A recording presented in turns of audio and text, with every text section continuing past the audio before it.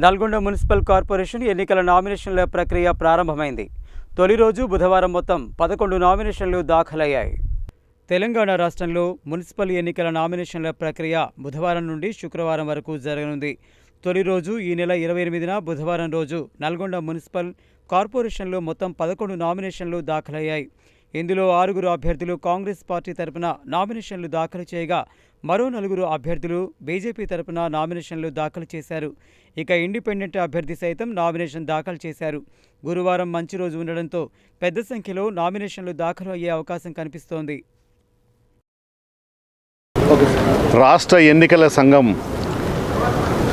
ఆదేశాల మేరకు సాధారణ ఎన్నికలు, మున్సిపల్ ఎన్నికలు ప్రక్రియ ప్రారంభమైంది. దీనిలో భాగంగా నామినేషన్లు తీసుకోవడం మొదటి రోజు ఈరోజు ఈ ప్రక్రియని ప్రారంభించాం.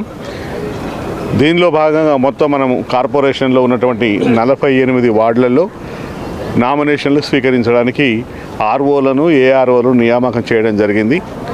వారు ఇందుకు సంబంధించి అన్ని ఏర్పాట్లు కూడా చేశాం. ఆ తర్వాత హెల్ప్ డెస్క్లు కానీ, తర్వాత కౌంటర్స్లో దానికి సంబంధించినటువంటి సిబ్బంది నియామకం కానీ, ఆర్ఓస్ నియామకం కానీ, ఏఆర్ఓస్ నియామకం కానీ ఇవన్నీ కూడా జరిగాయి. స్టాఫ్ అంతా కూడా రెడీగా ఉన్నారు.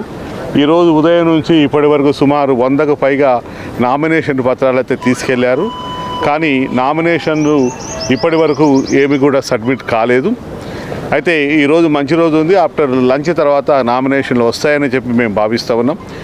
ఏది ఏమైనా ఎన్నికల ప్రక్రియలో భాగంగా మనం ఏదైతే నామినేషన్ల స్వీకరణ కార్యక్రమం ప్రారంభమైందో ఇది నిరంతరంగా ఈరోజు, రేపు, ఎల్లుండి ఈ 3 రోజులు షెడ్యూల్ ప్రకారం కొనసాగుతుంది.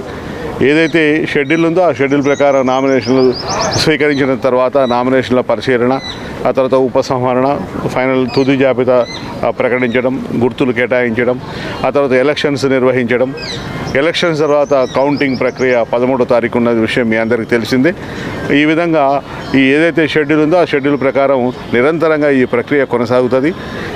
ఏది ఏమైనా ప్రశాంతంగా ఎన్నికలు నిర్వహించడానికి అవసరమైన అన్ని ఏర్పాట్లు కూడా చేశాం.